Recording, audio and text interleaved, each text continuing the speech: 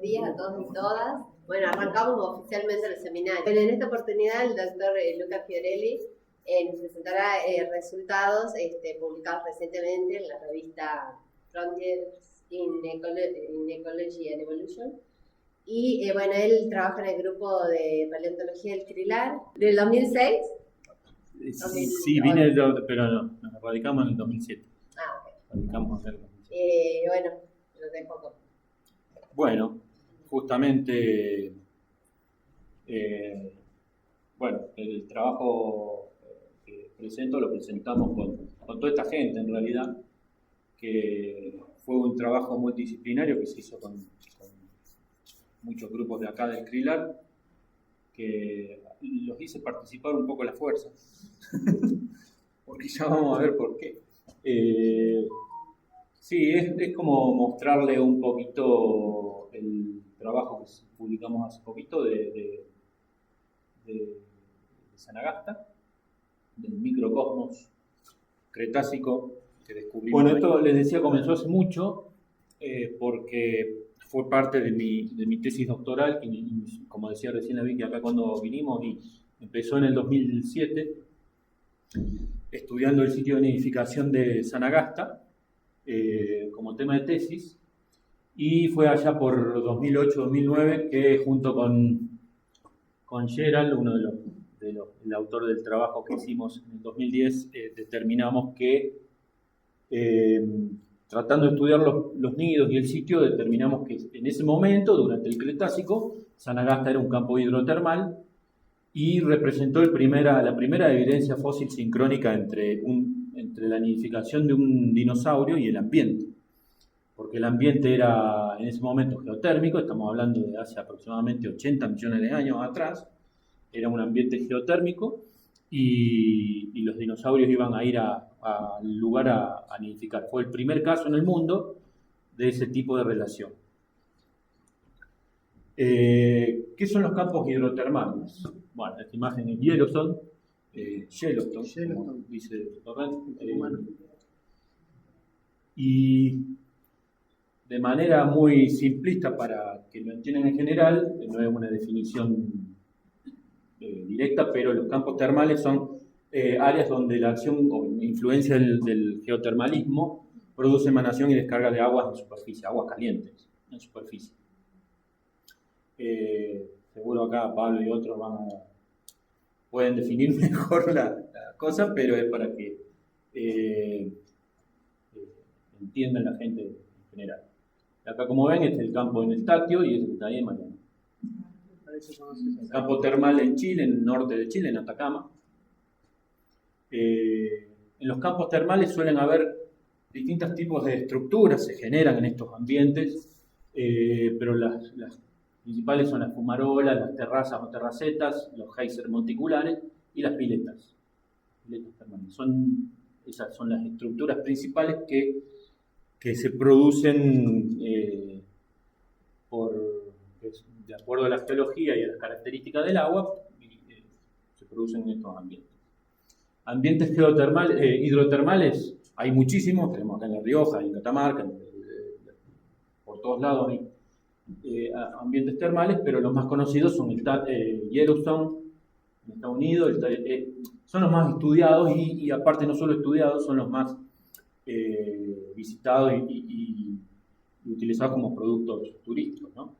El Tatio, la zona norte de Nueva Zelanda, que se llama Taupo, bueno, en Rusia, en China y una muy conocida en Islandia. Toda Islandia es casi todo hidrotermal, que aparte se estudia mucho porque se usa como energía geotérmica.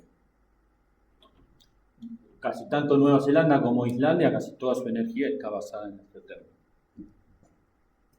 Así que, ¿qué tienen en común estos sitios? ¿Alguien me puede decir? Pablo no.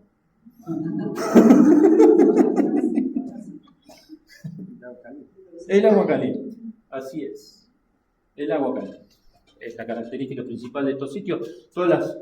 El ambiente sí puede variar, tanto geológico como biológico puede variar, si es en un desierto, si es una selva, si las características geológicas van a producir en superficie características particulares y diferenciales. Pero la característica general de todo es el agua caliente. Y cuando hice la tesis y determinamos considerar que el área era fue un paleoambiente hidrotermal,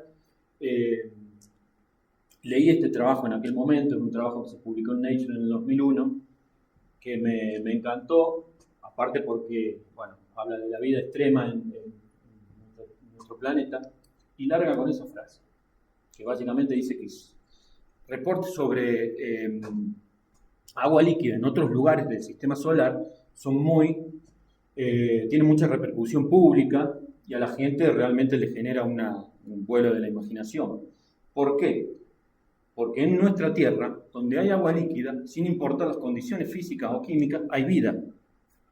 Entonces, eso a mí me inspiró a buscar esto, porque si en Sanagasta en su momento era un ambiente termal y había agua líquida, tiene que haber habido otras cosas más que solo huevos de dinosaurio.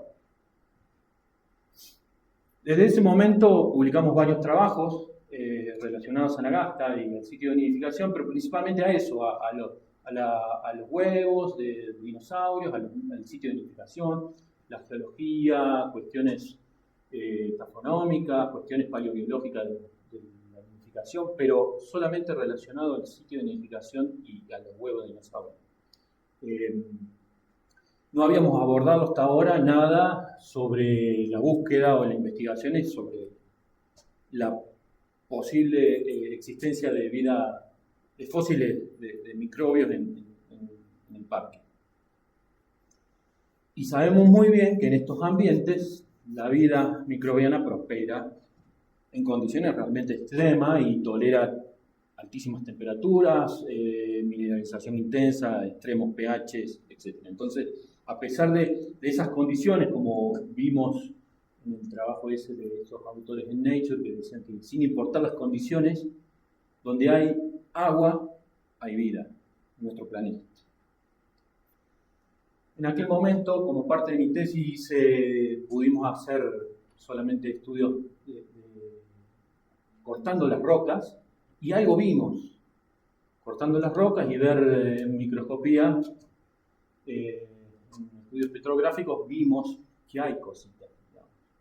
Pero es muy difícil con esta metodología poder determinar qué son. Esto parece ser una diatomea, esto parece ser un microbio filamentoso, un pseudoestromatolito, ahí se ven varias cositas metidas en la matriz carbonática, pero hasta ahí no más. Así que bueno, ahora con eso, con esa idea, teniendo el microscopio electrónico, pudimos avanzar un poco más. Fuimos a buscar las muestras. Los estudios que hicimos en Sanagasta durante varios años pudimos determinar todas las características geológicas, o las principales características, ver las estructuras hidrotermales fósiles, ¿no? Del sitio. Esto, por ejemplo, es parte de una pileta termal fósil, un conducto hidrotermal, bueno, etc.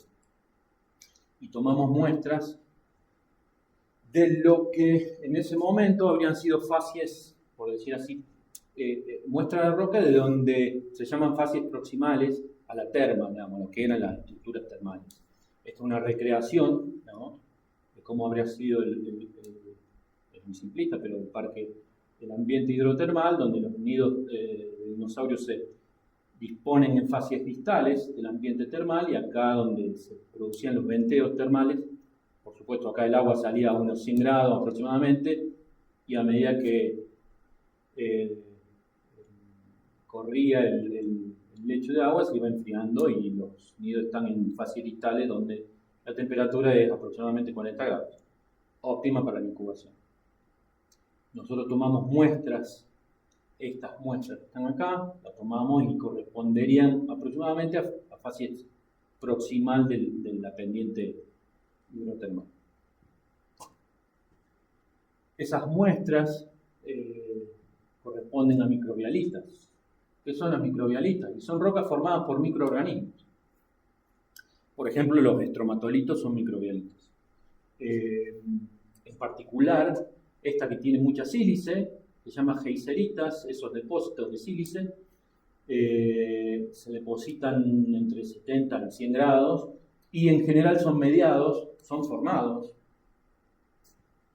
por microorganismos extremófilos como las cianobacterias. Entonces agarramos una de estas rocas, la rompimos mecánicamente, metimos un fragmentito de esos en el microscopio electrónico. Estos son los 4 pedacitos que analizamos. Ven, por ejemplo, bueno, vuelvo para que vean esto, lo color más vidrioso hacia su lado, el sílice, los otros carbonatos, y lo rojo son pedacitos de roca en la parte de abajo de los afloramientos de Sanagasta. El agua venía desde abajo, venía caliente, iba llevándose sedimentos desde abajo, cargado de minerales, y depositaba en superficie. Tanto el agua como cargada de minerales. Entonces, acá tenemos la sílice, la barro carbonático, perdón, y los pedacitos intraclastos que se llaman de la roca original. Esta es la primera imagen que vimos en microscopía electrónica. Esto que se ve por acá es sílice y los otros son los pedacitos de barro yo digo barro, pero en realidad es la terminología de otro, pero para que lo entiendan, de barro termal. Y nos vamos a enfocar ahí. A ver, lo primero que hice zoom a esa estructura que se llama botroide. Es una estructura de sílice muy típica de estos depósitos termales. Que la sílice, en estos ambientes, la sílice se mueve, se transporta con el agua caliente entre 100 y 70 grados, transporta mucha sílice y se va depositando con esta forma así media globular. Y haciendo zoom en ese punto pudimos observar que está lleno de bichitos. Todas bacterias, miren la escala, 3 micras, o sea que cada una de estas bacterias mide 1 micra aproximadamente. Principalmente son cianobacterias, diplobacilos. Y bueno, fue una cuestión bastante difícil probar que esto era fósil y no que era contaminación actual. Ya les voy a explicar por qué. Siguiendo explorando la roca, está lleno de bichitos. Yo digo bichos, pero en realidad son procariotas. Acá se pueden ver bacterias, típicas bacterias diplobacilos, y estos posiblemente sean arqueas. Arqueas antes estaban dentro de bacterias, pero es un dominio distinto de organismos vivos. Son también procariotas, no tienen núcleo en su interior. Miren la escala, ¿no? Y lo llamativo de todo esto es la preservación. Están todas estas bacterias en 3D. Miren los consorcios de las matas microbianas de distintos morfotipos, lo cual no se le puede hacer genética genómica a esto, pero sí a nivel morfotipo se puede saber que esta es una especie, esta es otra, acá hay otra. Bueno, hay distintos tipos de especies de bacterias preservadas en estas microbianitas. Ejemplo de algunos tipos de preservaciones. Todo esto está en una sola piedrita del tamaño de una uña. Están todos estos microorganismos preservados. Con una preservación realmente única. Miren la ornamentación en la membrana plasmática de la célula. Tipos de bacterias tipo actinobacterias, cianobacterias muy características, y lo más común acá que hemos encontrado son las cianobacterias, que son los que viven normalmente en aguas calientes. Y como les decía, la preservación increíble, miren la escala, 500 nanómetros, son estafilococos, células cocoides uniditas con posibles uniones ahí. Esto pensamos que son lo que en biología le dicen pilus, que son canalículos por donde intercambian material génico las bacterias. Esto que se ve todo fibroso es la forma en que se deposita la sílice, que a esta escala se ve así fibrosa. Todo sílice fibroso. Y como les decía, las células están tan bien preservadas que en este caso son tres grupos, un grupo de 3 células de cianobacterias, donde se ve todo este tipo de ornamentación y que pensamos que se trata de queritomización. La queritomización es una forma en que se disponen dentro del citoplasma de la célula todas las membranas tilacoidales. Las membranas tilacoidales son las que hacen la fotosíntesis. No son cloroplastos porque todavía estas bacterias no tienen cloroplastos, pero es la forma en que se disponen los... Casos similares se observan actualmente cuando las células, las cianobacterias sufren algún tipo de estrés y están llenas de tilacoides y quedan marcados en la membrana plasmática. Cuando hicimos la toma de muestra y rompí la roca, la rotura pasa por cualquier lado de la roca y a nivel microscópico se ve que acá rompió parte de una mata de cianobacterias. Como se ve acá, esto continuaba acá y está roto. Se ve el corte como pasa. Y se ve todo homogéneo ahí adentro. Cuando hicimos análisis químico nos da puramente sílice. O sea que eso está fosilizado. En las concentraciones 60% oxígeno, 30% sílice, dióxido de silicio. Por lo que esto no es actual, no es contaminación. Aparte, no sería contaminación porque cuando uno analiza una muestra en el microscopio electrónico, si hay restos de células de tejido fresco, por decir así, explota, porque el vacío que genera el microscopio electrónico hace implosionar todo tipo de células vivas, digamos, células frescas, de tejido fresco. Y esto se ve claramente que no está roto, están las células preservadas, indicando que estos fósiles no hay registro en el mundo de células de bacterias preservadas en 3D. Es el primer registro y más extraordinario que hay en el mundo. Este es un pantallazo de los morfotipos de bacterias o arqueas que hemos encontrado, que hemos registrado en apenas un par de muestras, de piedritas, desde cocos, posibles arqueas, hasta cianobacterias, diplobacilos, filamentosas, de todo tipo. Pero también, no solo bacterias encontramos, sino también eucariotas. Los eucariotas ya son los organismos que en sus células tienen núcleo. Posibles amebas simples, como este tipo de ameba. Estas son las muestras de Sanagasta, estas son dos imágenes actuales de amebas actuales, bastante parecidas, ¿no?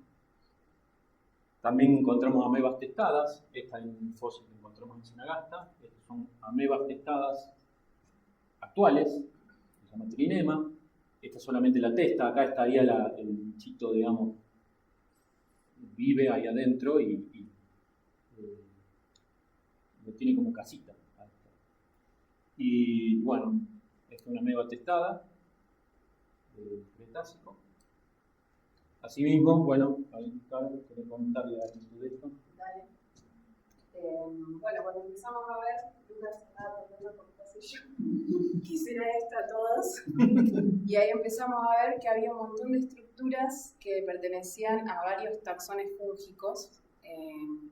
Si bien todos en la escuela han conocido como que tenemos el reino hongo, después con el tiempo se fue estudiando, y se vio que lo que decíamos hongo generalmente eran células alargadas que crecían de manera saprofítica, heterótrofa, o sea que degrada materia orgánica y absorbe. Entonces, bueno, todo lo que era larguito, Lucas me lo tiraba para mí y me decía que a ver qué puede ser esto. Y empezamos a ver como formas así medio de un repasador, a ver que tenían pseudopodios, que serían como más larguitos. Vimos también que ciertos morfotipos de estas células alargadas algunos tenían septos o no, que eso también nos tira más o menos qué taxón de fúngico estamos hablando. Y bueno, y ahí vimos que pudimos identificar un myxomycete, que en realidad es un hongo en sentido laxo, o sea, no es un hongo verdadero, se podría decir. Pertenece al supergrupo Amebozoa, ¿sí? Tiro no se habla más de reinos. Hoy en día todos los eucariotas están divididos en varios supergrupos.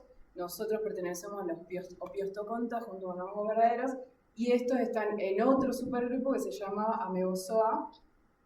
Y bueno, y empezamos a observar cada vez más en detalle y vimos que está fosilizada su cuerpo vegetativo, que es un cuerpo, un talo que no tiene pared celular. Eso significa que en paleontología es muy difícil, ¿no?, de poder encontrar estructuras que se hayan fosilificado o conservado en el tiempo sin pared celular.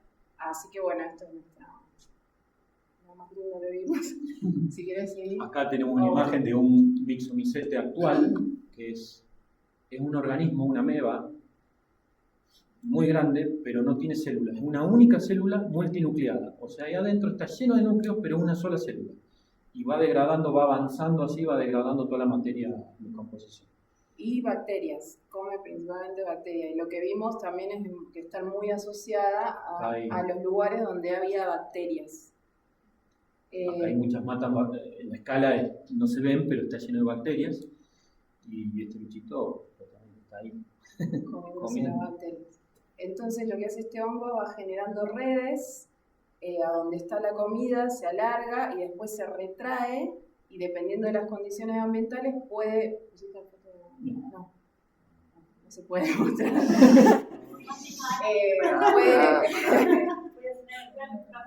El próximo seminario. Pero estaría en casi todo el ciclo de este bichito, estaría casi preservado casi todo el ciclo. Sí. Que sí. Después, ¿de otro hongo me pusiste? No, después. Bueno. Después te vuelvo a sumar. Dale, gracias. También encontramos posibles dinoflagelados. Estos dinoflagelados son mayormente marinos, pero algunos viven en lagunas y ríos. No sabemos bien qué es. Hay un montón de protistas, de estos eucariotas microscópicos que no sabemos qué son. Acá pusimos un par de fotos, pero hay cantidad de cosas que no sabemos qué son. Diatomeas, hay muchísima variedad de diatomeas. Las diatomeas son algas que, fotosintetizan, viven en todos los ambientes, en el océano, en ríos, lagunas, y estas en particular tienen esta rayita que se ve acá al medio, que en esta se aprecia un poquito, se ve esto un poco, la fosilización hace que algunos caracteres no se aprecian bien, pero esta rayita que se llama RAFE, y es una característica de las diatomeas más derivadas, más evolucionadas, por decirlo así. Y hasta febrero, las diatomeas más ráfidas, más antiguas del mundo, eran del Paleoceno, y ahora estas serían las más antiguas del mundo. También se encontraron restos de algas, posibles algas pisófitas, talos, microtalos con algunos cistos. Acá hay imágenes de cómo son estas alguitas en la actualidad. Son muy pequeñitas, viven en lagos, cuerpos de agua, ríos. También encontramos lo que pensamos son las únicas cianidofisias fósiles, que son un tipo de algas rojas unicelulares que son exclusivas, esta imagen actual, son exclusivas de ambientes termales. Las algas rojas que soportan hasta 90 grados de temperatura y pH 0. Y viven únicamente en ambientes termales. Son algas unicelulares que miden aproximadamente entre 2 y 5 micras de grosor, y se caracterizan porque los cloroplastos se disponen de manera circular en el borde, como un cornichone de una pizza, una mozzarella. Y bueno, encontramos estos casos que hay más fotos, pero es muy sugestivo que sean este tipo de alguitas. Son un grupo de algas que se conocen hace muy recientemente y no se tienen registros fósiles. Bueno, restos de plantas, distintos tipos de plantas. Estos, por ejemplo, son endospermas. Se ven ahí unos conductos de traqueiras, alveoladas. Perdón que yo no soy especialista en esto, pero bueno, por ahí alguien que sepa mejor puede. Esto fue estudiado por colegas que participaron de la investigación, que son paleobotánicos. También restos de polen. Por ejemplo, hay restos fragmentarios de distintos tipos de polen. Hay restos de posibles Chenopodium, de Chenopodiáceas, de Poáceas. Y esto tiene una pinta de Asterácea terrible. Y sería las Asteráceas más antiguo del mundo. Acá se ve un pellet, una aglutinación de cositas, donde se ven restos de polen de vecina, hay posible polen. Puede ser un coprolito chiquito, una caquita de algún predador que comió cosas y, bueno, ahí están parte de otro tipo de polen. Bueno, hay otro tipo de polen. Y un montón de otras cosas que no sabemos qué son. Claro, de vuelta. Y también encontramos otras hifas pertenecientes a taxones de hongos de Ophiostockonta, que hoy en día se conoce como hongos verdaderos. También veíamos mucho que dependiendo del sustrato veíamos distintos morfotipos de hongos, algunos así larguitos sin septo, que pertenece a algún tipo a los mucoramicotas. Hay ciertas características morfológicas muy simples que nos ubican en distintos taxones de hongo. No vamos a meternos mucho en eso, pero, ¿sí? Por ejemplo, esta morfología, estas hifitas que eran bien largas, sin septos, como que eran más que estaban recorriendo. Después encontramos otros conceptos. Ahí, Sí, claro. Cuando digo septo, estamos hablando de estas cositas, en donde las células están bien delimitadas, entonces esto ya pertenece o a una ascomicota o a un basidiomicota. En este caso vimos estructuras reproductivas asexuales, pero que sirven para identificar incluso a nivel de género los hongos que estamos viendo. Vimos, bueno, acá hay unos conidios. Pasa no sé si hay otra más, ¿eh? No, pasa lo mismo con la flechita de la derecha. No. Bueno, había otra foto que se veía mucho mejor el conidóforo y los conidios, la ramificación, la verdad que se ve muy bien, bueno, un estilo así. Así que bueno, podemos llegar a identificar incluso hasta nivel de género. Estas cosas hicieron dudar mucho a los revisores porque nos decían que esto era contaminación. Cuando nosotros le hacemos análisis químico a esto, nos da sílice principalmente. Y estos estaban dentro de las microcavidades de la roca a varios metros de profundidad. Entonces, como las microcavidades de sílice quedaron encerradas, esto estaba todo embebido en agua, en su momento, en el Cretácico pasaba el agua caliente por acá, todo empapado en agua y los bichitos de estos quedaron encerrados en esas microcavidades. Exacto. Bueno, el amigo siguió tocando puertas de todos lados cuando veía algo raro. Entonces me dice, che, ¿y qué podría ser esto? Claramente no era ni una bacteria, no era un hongo, no era nada. Entonces dice, era aparte de algo un poco más grande. Y empezamos a ver esas estructuras. Una foto. ¿Has puesto una actual? No. Justo, también estábamos en la onda del trabajo que hemos hecho de la mariposa más antigua del mundo. Y me dice, che, esto no es una escama. Y le digo, sí, efectivamente es una escama.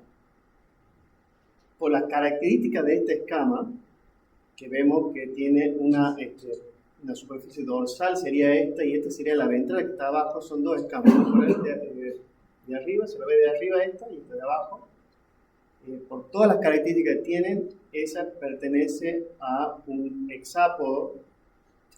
No llega a ser insecto, sino un hexápodo, que son los colémbolos. Los colémbolos son hexápodos que son muy comunes. Uno ahora agarra un poco de tierra, lo mete en el microscopio, va a encontrar colémbolos. Y entonces empezamos a ver más detalladamente y me dice, pero che, ¿por qué son colémbolos? Y bueno, ahí se ven las características, a diferencia, por ejemplo, de no muchos artrópodos, para hablar en general, porque hexápodos entran también los insectos. En este caso, los colémbolos no son insectos.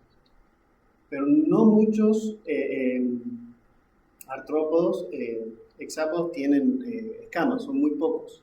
Y dentro de esos pocos están las mariposas, también los mosquitos también tienen, algunos escarabajos también, y los colémbolos son uno de los que tienen. Por las características que tienen, que se ve que es una estructura más bien sólida y que tiene estas crestitas, si ven bien ahí las crestas están como, no son continuas, se van cortadas, son tipo lamelas, son características pero típicas de colémbolos. Entonces, al ver esto, me dice, bueno, sigamos viendo, hemos seguido viendo y vemos esto. No sé qué más adelante se ve mejor. Bueno, eso es otra estructura que no sabemos muy bien qué es, pero eso sería como si fuera una mandíbula, que puede ser de algún insecto. No sé muy bien. Bueno, si seguimos viendo, cuando vemos estas estructuras un poquito más de cerca, creo que más adelante tenemos una más. Es decir, si ven las estructuras estas de cerca, están son como aureolas, pero que están como sectorizadas, tienen diferentes estructuras, y esa estructura es típica de colémbolos. No hay otro hexápodo que tenga ese tipo de exoesqueleto. Entonces, lo que nosotros decíamos que esto podría ser de colémbolo, efectivamente lo es. Si ven acá está un poquito más del exo, ve lo mismo, pero se ve todo eso como está, ¿cómo se dice? ¿Hexágono? Era en forma de hexágono, como forma de hexágono, pero algunas veces no es hexágono, es pentágono, pero son muy características de todos los colémbolos. Cuando veíamos un poquito más, vemos esto, que ya vamos a ver más adelante, más grande, lo que veíamos. Acá, esto que sale de acá, es una Z. Y cuando empezamos a ver, acá hay otra, y cuando empezamos a ver en toda la muestra, ¿sí? Estaba repleta de Zetas. Y si vemos, para que lo que dicen que era una de las críticas que nos decían, que podía ser contaminación, acá se ve claramente cómo el exoesqueleto está metido en el sílice. Acá desaparece, aparece un poquito, pero acá se lo ve por fuera. Entonces es imposible que sea una contaminación. Si hacíamos el estudio, acá veíamos el sílice, como está en pico, y se ve que está todo eso silicificado también. Entonces eso lo mantiene. Después quiero mostrar. ¿Qué otras cosas? Bueno, otro que aparece también, no sé si se ve bien ahí, pero un exoesqueleto diferente, no, pero pasando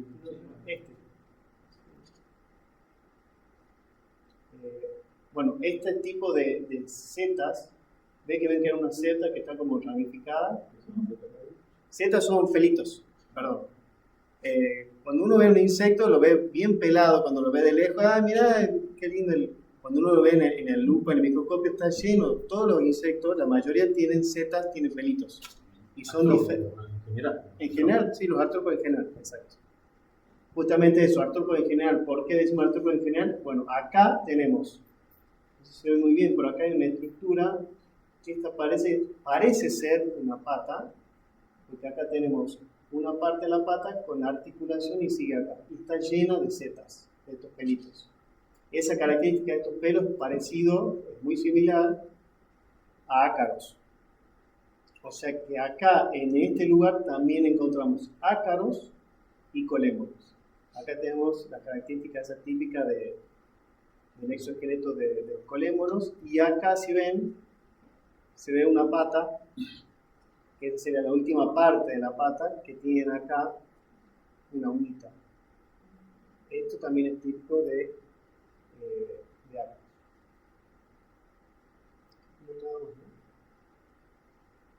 O sea que tenemos quelicerados, que sería dentro de los artrópodos, quelicerados, que están los ácaros, que incluyen también los escorpiones y las arañas, pero estos son los más chiquititos, y también tenemos colémbolos, que serían los hexápodos. Acá tenemos dos, colémbolos y ácaros. Es un pantallazo de cómo sería, la reconstrucción de Sanagasta hace 80 millones de años, y pudimos determinar que correspondería a un Lacertate. Es una terminología alemana que hace referencia a un depósito sedimentario que preserva de manera excepcional cantidad de información paleontológica, tanto calidad como cantidad. En este caso hay un montón de bacterias, de procariotas, amebas, algas, hongos, y restos de plantas y artrópodos. Recién es como un primer pantallazo que pudimos hacer analizando un par de muestritas de todo lo que es el campo termal de Sanagasta. Hemos encontrado, por supuesto, los tres grandes dominios de vida sobre la Tierra, que son las bacterias, las arqueas y los eucariotas. Nosotros estamos por ahí, junto con los hongos, como les mostramos. De hecho, el antecesor común. Eso lo puedo pensar. No, es el bajado de No, pero se llama así, el antecesor común de todos, y se piensa que el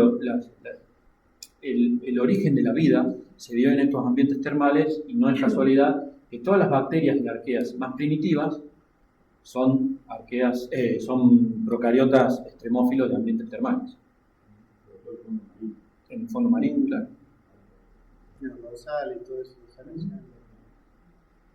Y dentro de este grupo de los eucariotas, que acá está el árbol de todos los eucariotas simplificado, hemos encontrado muchos de estos grupos en Sanagasta, tanto restos de arqueoplágidos, de pulsarios, de alveolados, posibles alveolados, amebozoos, y bueno, un grupo de opisthocondros, tanto de animales como para finalizar y concluir. El Parque Sanagasta contiene uno de los registros de fósiles más diversos y mejor preservados del mundo. Esta preservación excepcional y la abundancia de estos microorganismos hacen de Sanagasta como un Lacertaten, ofreciendo una visión de cómo era el ambiente, el ecosistema en ese momento, particularmente de este ecosistema hidrotermal. Y algunos preguntarán, bueno, ¿para qué sirve este tipo de investigaciones? Ahora que estamos viendo cuestiones que se cuestiona mucho la ciencia, ¿no? Bueno, por un lado podemos decir que este trabajo ayuda a conocer el pasado de un ecosistema bastante complejo como es un ambiente hidrotermal. Estudiando estos microfósiles podemos saber no solo ese tipo de ambiente, sino el clima durante ese momento de tiempo. Sirven para hacer correlaciones con ambientes similares actuales y ver cómo fue cambiando esa biodiversidad de esos ambientes. Y también la evolución de estos organismos a través del tiempo y sus interrelaciones. Y además este tipo de trabajo fomenta la exploración de la vida de los microfósiles en sitios geotérmicos fósiles también, porque lo que he notado es que en estos ambientes fósiles hidrotermales no han hecho exploración con microscopía electrónica. Además, tiene muchas implicancias para búsqueda de la vida más allá de la Tierra, lo que se llama astrobiología.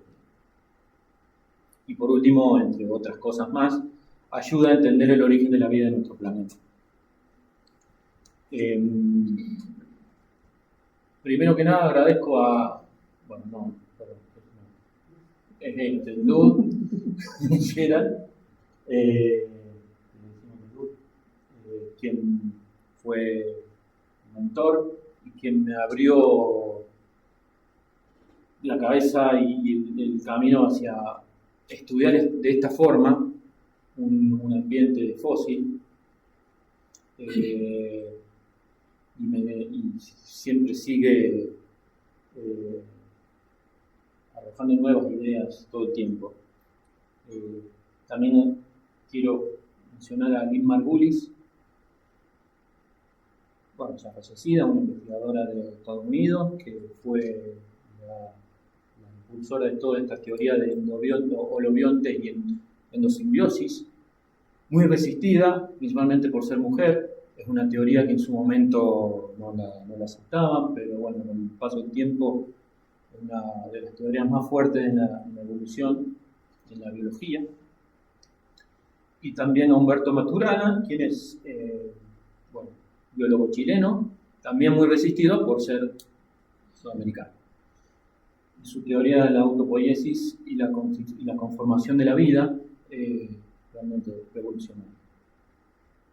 Los invito a que vean sus trabajos, que vean un poquito los trabajos de estas dos eminencias. Bueno, muchas gracias.